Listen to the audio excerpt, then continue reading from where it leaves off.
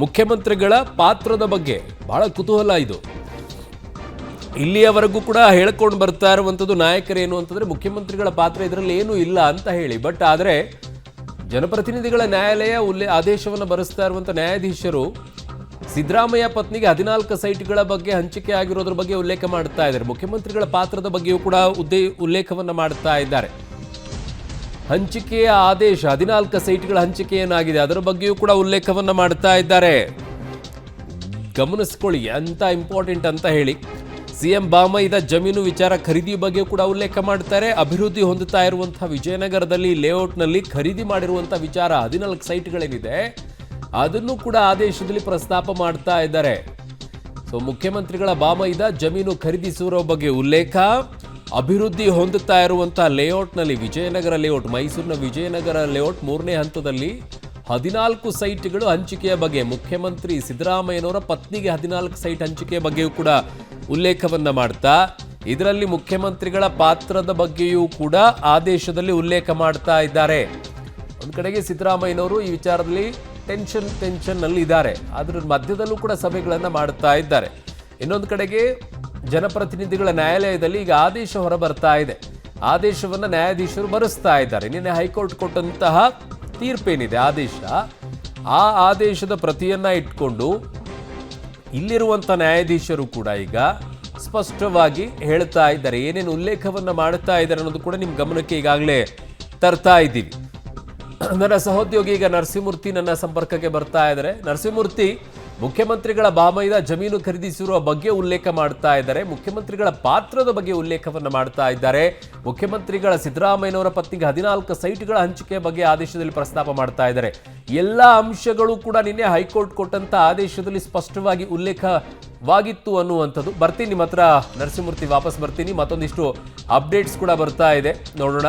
So ಸಿದ್ದರಾಮಯ್ಯನವರ ಪತ್ನಿಗೆ 14 ಸೈಟ್ಗಳ ಹಂಚಿಕೆಯ ಬಗ್ಗೆ, 14 ನಿವೇಶನ ಕಾನೂನು ಬಾಹಿರವಾಗಿ ಹಂಚಿಕೆಯನ್ನ ಮಾಡಿದ್ದಾರೆ ಅನ್ನೋದು ಗಮನಿಸ್ಕೊಳ್ಳಿ. 14 ನಿವೇಶನ ಕಾನೂನು ಬಾಹಿರವಾಗಿ ಹಂಚಿಕೆಯನ್ನ ಮಾಡಿದ್ದಾರೆ. ಕಾರಣ ಕಾನೂನು ಏನ್ ಹೇಳುತ್ತೆ ಅಂತಂದ್ರೆ, ನಿಮಗೆ ಬದಲಿ ನಿವೇಶನವನ್ನ ಕೊಡಬೇಕು ಅನ್ನೋದಾದ್ರೆ ಸರಿ ಸಮಾನವಾಗಿರಬೇಕು ಅಂತ ಹೇಳಿ, ಸರಿ ಸಮಾನವಾಗಿರುವಂತ ಜಾಗದಲ್ಲಿ ಕೊಡಬೇಕು ಅಂತ ಹೇಳಿ. ಫಾರ್ ಎಕ್ಸಾಂಪಲ್ 1000 ರೂಪಾಯಿಗೆ ಸ್ಕ್ವೇರ್ ಫುಟಿಗೆ ಜಾಗ ಖರೀದಿ ಆಗುವಂತ ಜಾಗದಲ್ಲಿ 25,000 ರೂಪಾಯಿ ಸ್ಕ್ವೇರ್ ಫುಟಿಗೆ ಖರೀದಿ ಆಗುವಂತ ಜಾಗದಲ್ಲಿ ಕೊಟ್ರೆ ಅದಲ್ಲ ಸರಿ ಸಮಾನ ಅಂತ ಹೇಳಿ. ಸೊ 14 ನಿವೇಶನ ಕಾನೂನು ಬಾಹಿರವಾಗಿ ಹಂಚಿಕೆಯನ್ನ ಮಾಡಿರುವ ಬಗ್ಗೆ ಪ್ರಸ್ತಾಪವನ್ನ ಮಾಡ್ತಾ ಇದ್ದಾರೆ. ಜನಪ್ರತಿನಿಧಿಗಳ ಕೋರ್ಟ್ನ ಆದೇಶದಲ್ಲಿ ಇದನ್ನ ಉಲ್ಲೇಖವನ್ನ ಮಾಡ್ತಾ ಇದ್ದಾರೆ, ಆದೇಶ ಪ್ರತಿಯಲ್ಲಿ ಬರೆಸ್ತಾ ಇದ್ದಾರೆ. ದೇವರಾಜು ಅವರ ಹೆಸರಿನಲ್ಲಿ ನಕಲಿ ಡಿನೋಟಿಫೈ ಆಗಿದೆ ಅಂತ ಹೇಳಿ. ದೇವರಾಜು ಅವರ ಹೆಸರಿನಲ್ಲಿ ನಕಲಿ ಡಿನೋಟಿಫೈ ಆಗಿದೆ. ಯಾರು ದೇವರಾಜು? ಅದು ಇಂಪಾರ್ಟೆಂಟ್ ಅಲ್ವಾ? ದೇವರಾಜು ಅನ್ನೋ ಹೆಸರಿನಲ್ಲಿ ನಕಲಿ ಡಿನೋಟಿಫೈ ಆಗಿದೆ ಅನ್ನುವಂಥದ್ದನ್ನು ಪ್ರಸ್ತಾಪ ಮಾಡ್ತಾ ಇದ್ದಾರೆ. 17A ಅಡಿ ರಾಜ್ಯಪಾಲರ ಅನುಮತಿಯನ್ನ ಪರಿಗಣಿಸಲಾಗಿದೆ. ಹೈಕೋರ್ಟ್ ನಿನ್ನೆ ಅದನ್ನ ಪರಿಗಣಿಸಿತ್ತು.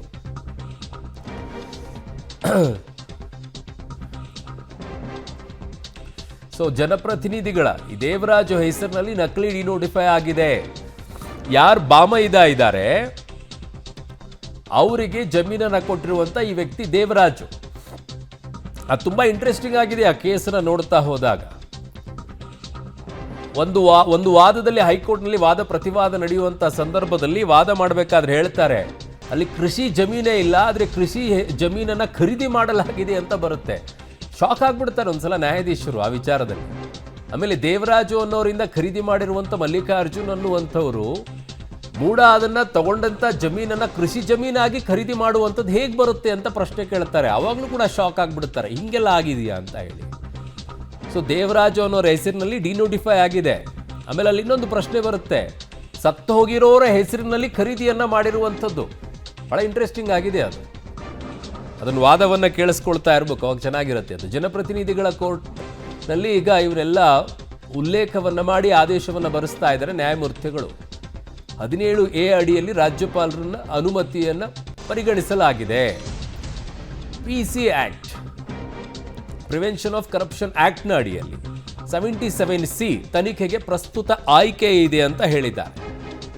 ಪ್ರಿವೆನ್ಷನ್ ಆಫ್ ಕರಪ್ಷನ್ ಆಕ್ಟ್ನ ಅಡಿಯಲ್ಲಿ 77C ತನಿಖೆಗೆ ಪ್ರಸ್ತುತ ಆಯ್ಕೆ ಇದೆ ಅಂತ ಹೇಳಿದ್ದಾರೆ. 7C ತನಿಖೆಗೆ ದೇವರಾಜು ಮೂಲ ಮಾಲೀಕನೇ ಅಲ್ಲ, ಅಲ್ಲಿ ಮಾಲೀಕರು ಅಲ್ಲದೇ ಇದ್ರೂ ಕೂಡ ದೇವರಾಜು ಮಾರಾಟ ಮಾಡಿದ್ದಾರೆ. ಅದೇ ಇರೋದಲ್ಲಿ ಬಹಳ ಇಂಪಾರ್ಟೆಂಟ್. ನಾನು ಅದಕ್ಕೆ ಕೇಳ್ತಾ ಇದ್ದಿದ್ದೆ ಅವಾಗಿದ್ದಲು ಕೂಡ. ಅದು ವಾದದಲ್ಲಿ ಬಂದಿದೆ, ಅದು ಬಹಳ ಇಂಟ್ರೆಸ್ಟಿಂಗ್ ಆಗಿದೆ. ದೇವರಾಜು ಅನ್ನೋರು ಯಾರು ಸೃಷ್ಟಿ ಮಾಡಿದ್ರು ಇವರನ್ನ, ಎಲ್ಲಿಂದ ಬಂದ್ರು ಇವರು? ವಾದವನ್ನು ಕೇಳ್ತಾ ಇರಬೇಕು. ತುಂಬ ಅದ್ಭುತವಾಗಿದೆ ವಕೀಲರು ವಾದ ಮಾಡಬೇಕಾದ್ರೆ. ಹೈಕೋರ್ಟ್ ಮಧ್ಯಂತರ ಆದೇಶ ನೀಡಿತ್ತು. ಮಾಲೀಕ ಅಲ್ಲದಿದ್ರೂ ಕೂಡ ಜಮೀನು ಮಾರಾಟ ಮಾಡಲಾಗಿದೆ. ರಾಜ್ಯಪಾಲರ ಆದೇಶ ಹೈಕೋರ್ಟಲ್ಲಿ ಪ್ರಶ್ನಿಸಲಾಗಿತ್ತು ಈ ವಿಚಾರದಲ್ಲಿ.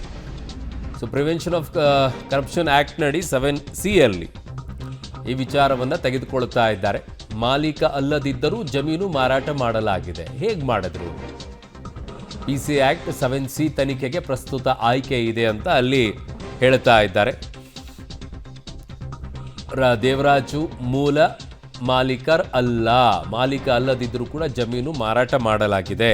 ಸೃಷ್ಟಿ ಮಾಡಿರುವಂತಹ ವ್ಯಕ್ತಿ ದೇವರಾಜು ಅನ್ನೋದು ವಾದದಲ್ಲಿ ಹೇಳ್ತಾರೆ. ಅದನ್ನು ನ್ಯಾಯಾಧೀಶರ ಮುಂದೆ ಹೈಕೋರ್ಟ್ನಲ್ಲಿ ಆದಂಥ ಸಂದರ್ಭದಲ್ಲಿ ಎಲ್ಲಿಂದ ಬಂದ ಈ ವ್ಯಕ್ತಿ? ಇಲ್ಲದೇ ಇರುವಂಥ ಜಮೀನನ್ನ ಇದೆ ಅಂತ ಹೇಳಿ ಪ್ರೂವ್ ಮಾಡಿ 14 ಸೈಟನ್ನು ಪಡೆದುಕೊಂಡಿರುವಂಥ ಕೇಸೇ ಮೂಡಾ ಕೇಸು ಅಂತ ಹೇಳ್ತಾರೆ.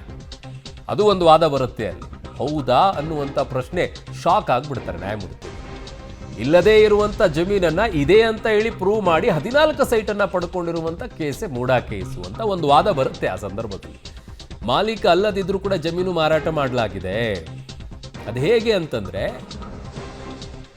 ಅಲ್ಲಿ ಮೂಡಾ ಅದನ್ನ ತೆಗೆದುಕೊಂಡಿರುವಂಥ ಜಾಗವನ್ನ ಆಮೇಲೆ ಕೃಷಿ ಅಂತ ಹೇಳಿ ಖರೀದಿ ಮಾಡ್ಕೊಳ್ತಾರೆ. ಹೆಂಗೆ ಬಂತು ಅಂತ ನನ್ನ ಸಹೋದ್ಯೋಗಿ ನರಸಿಂಹಮೂರ್ತಿ ಇದ್ದಾರೆ.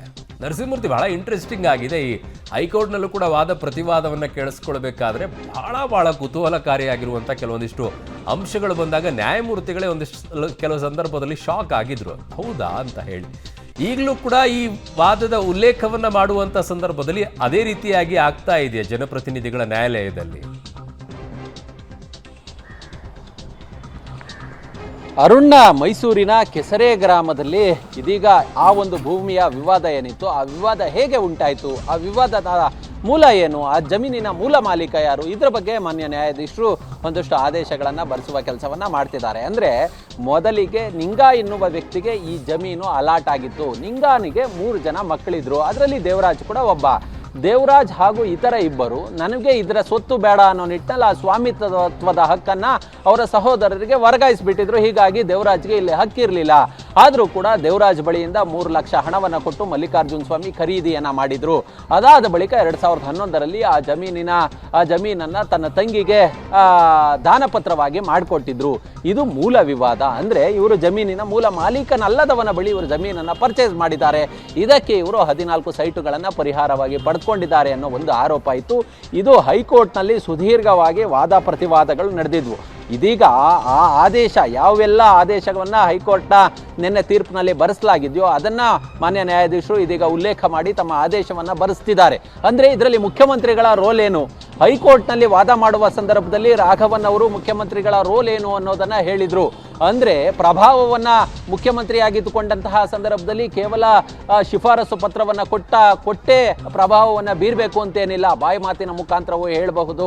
ಅದ್ರ ಜೊತೆಗೆ 1998-99ರ ಆ ಡಿನೋಟಿಫಿಕೇಶನ್ ನಿಯಮಗಳೇನಿತ್ತಲ್ಲ ಅದನ್ನು ಬದಲಾವಣೆ ಮಾಡಿದಂಥವರು ಸಿದ್ದರಾಮಯ್ಯನವರು. ಅದು 2015 ಹಾಗೂ 2017ರಲ್ಲಿ ಅವರು ಬದಲಾವಣೆ ಮಾಡಿದಂತಹ ಆ ನಿಯಮಗಳಿಂದ 2022ರಲ್ಲಿ ಪಾರ್ವತಿಯವರಿಗೆ ಸುಮಾರು 14 ಸೈಟ್ಗಳು ಸಿಕ್ಕಿದಾವೆ ಅನ್ನೋ ಮಟ್ಟಿಗೆ ಒಂದಷ್ಟು ವಾದ ಮಂಡನೆಯನ್ನು ಮಾಡಿದ್ರು. ಹೀಗಾಗಿ ಈ ಜಮೀನು ವಿವಾದದಿಂದ ಕೂಡಿದೆ. ಅಂದರೆ ಇವರ ಜಮೀನು ಇವರದ್ದಲ್ಲ, ಯಾರದ್ದೋ ಜಮೀನು. ಅದಕ್ಕೆ ಇವರು 14 ಸೈಟ್ಗಳನ್ನು ಪರಿಹಾರವಾಗಿ ಕೇಳ್ತಿದ್ದಾರೆ, ಕೇವಲ 3 ಲಕ್ಷ ರೂಪಾಯಿ ಹಣವನ್ನು ಕೊಟ್ಟು ಅನ್ನೋದು ಈ ಒಂದು ದೂರುದಾರರ ಆರೋಪವಾಗಿತ್ತು. ಇದೀಗ ಅದರ ಬಗ್ಗೆ ಸೆಷನ್ಸ್ ಕೋರ್ಟ್ನಲ್ಲೂ ಕೂಡ ವಾದ ಪ್ರತಿವಾದಗಳು ನಡೆದಿದ್ವು. ಇದೀಗ ನಿನ್ನೆಯ ಹೈಕೋರ್ಟ್ನ ಆದೇಶವನ್ನು ಇಟ್ಕೊಂಡು ಇದರಲ್ಲಿ ಯಾರ್ಯಾರ ರೋಲ್ ಏನಿದೆ, ಇದರ ವಿವಾದ ಏನು, ಅದನ್ನು ಪರಿಗಣಿಸಿ ಮಾನ್ಯ ನ್ಯಾಯಾಧೀಶರು ತಮ್ಮ ಆದೇಶವನ್ನು ಬರೆಸ್ತಿದ್ದಾರೆ. ಅರುಣ್, ಓಕೆ ನರಸಿಂಹಮೂರ್ತಿ, ಇದರಲ್ಲಿ ಮುಖ್ಯಮಂತ್ರಿಗಳ ಪಾತ್ರದ ಬಗ್ಗೆ ಏನು ಉಲ್ಲೇಖ ಆಗಿದೆ? ಅವರ ಪಾತ್ರದ ಉಲ್ಲೇಖ ಅಂತ ಹೇಳ್ತಾ ಇದ್ದಾರೆ, ಏನು ಉಲ್ಲೇಖವಾಗಿದೆ ಅಂತ? ಅಂದರೆ ಈ ಹಿಂದೆ ಹೈಕೋರ್ಟ್ನಲ್ಲಿ ವಾದ ಮಂಡನೆ ಮಾಡ್ತಕ್ಕಂತಹ ಸಂದರ್ಭದಲ್ಲಿ ಹಿರಿಯ ವಕೀಲ ರಾಘವನ್ ಅವರು ಕೋರ್ಟ್ನ ಗಮನಕ್ಕೆ ತರುವ ಕೆಲಸವನ್ನು ಮಾಡಿದರು. ಅಂದರೆ ಯಾವಾಗಿಲ್ಲ ಇದರ ಬೆಳವಣಿಗೆಗಳು ನಡೆದಿದ್ದಾವೋ ಅಂಥ ಸಂದರ್ಭದಲ್ಲೆಲ್ಲ ಸಿದ್ದರಾಮಯ್ಯನವರು ಅಧಿಕಾರದಲ್ಲಿದ್ದರು. ಅದು 2004, 5, 6 ಈ ಸಂದರ್ಭದಲ್ಲಿ ಅವರು ಉಪಮುಖ್ಯಮಂತ್ರಿಗಳಾಗಿದ್ದರು. ಅದಾದ ಬಳಿಕ ಅವರು ಹಲವಾರು ಬಾರಿ ಮೈಸೂರು ಉಸ್ತುವಾರಿ ಸಚಿವರಾಗಿದ್ದಾರೆ. 2013ರಿಂದ 2017 ಕೊಟ್ಟಿಲ್ಲದೆ ಇರಬಹುದು, ಆದರೆ ಶಿಫಾರಸು ಪತ್ರ ಕೊಟ್ಟಿಲ್ಲದೆ ಇರಬಹುದು, ಆದರೆ ಅವರು ಬಾಯಿ ಮುಖಾಂತರ ಹೇಳಿರ್ಬೋದು ಅಥವಾ ಇತರ ಸಚಿವ ಸಂಪುಟದ ಸದಸ್ಯರು ಅಧಿಕಾರಿಗಳಿಗೆ ಆಜ್ಞೆ ಮಾಡಿ ಮಾಡಿಸಿರ್ಬೋದು ಅನ್ನೋದು ದೂರುದಾರರ ಒಂದು ಅನಿಸಿಕೆ. ಹೀಗಾಗಿ ಇದರ ಜೊತೆಗೆ ಈಗ 98-99ರಲ್ಲಿ ಈ ಪರಿಹಾರದ ನಿಯಮಗಳು, ಉದಾಹರಣೆಗೆ ಯಾವುದೋ ಒಂದು ಪ್ರಾಧಿಕಾರ, ಅದು ನಗರಸಭೆಯೋ ಅಥವಾ ಯಾವುದೋ ಒಂದು ಮೂಡಾವೋ ಅಥವಾ ಮತ್ತೊಂದು ಯಾವುದೋ ಒಂದು ಪ್ರಾಧಿಕಾರ ಯಾವುದಾದ್ರೂ ಜಮೀನನ್ನು ಲೇಔಟ್ ಮಾಡೋದಕ್ಕೋ ಅಥವಾ ಇತರ ಅಭಿವೃದ್ಧಿ ಕೊಂಡಂತಹ ಸಂದರ್ಭದಲ್ಲಿ ಪರಿಹಾರ ಕಾರ್ಯ 1999ರ ನಿಯಮಾವಳಿಗಳ ಪ್ರಕಾರ ಯಾವ ರೀತಿ ಇತ್ತು ಅಂತ ಹೇಳಿದ್ರೆ, ಇದೀಗ ಇವರ 3 ಎಕರೆ ಜಮೀನಿಗೆ 30-40 ಸೈಟು ಕೂಡ ಸಿಗ್ತಿರ್ಲಿಲ್ಲ ಅನ್ನೋದನ್ನ ಕೋರ್ಟ್ನ ಗಮನಕ್ಕೆ ತಂದಿದ್ರು. ಅಂದ್ರೆ 3 ಎಕರೆ ಜಮೀನನ್ನ ಸ್ವಾಧೀನಪಡಿಸ್ಕೊಂಡ್ರು ಕೂಡ ಪರಿಹಾರದ ನಿಯಮ ಏನಿತ್ತು ಅದು ಕಡಿಮೆ ಇತ್ತು. ಅದನ್ನ 2015 ಮತ್ತೆ 2017ರಲ್ಲಿ ಅದಕ್ಕೆ ಮುಖ್ಯಮಂತ್ರಿಗಳಾಗಿದ್ದಂತಹ ಸಿದ್ದರಾಮಯ್ಯನವರು ತಿದ್ದುಪಡಿ ತಂದಿದ್ರು. ಆ ಸಂದರ್ಭದಲ್ಲಿ ಅವರೇ ಮುಖ್ಯಮಂತ್ರಿಗಳು.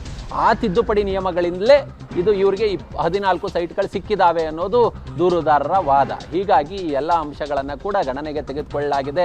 ಹೀಗಾಗಿ ಈ ಪ್ರಕರಣದ ಮೂಲ ವಿವಾದ ಏನಿದೆ ಅದರ ವಿವಾದಗಳ ಎಳೆ ಏನು, ಯಾವಾಗ ಯಾವ್ಯಾವ ಹಂತ.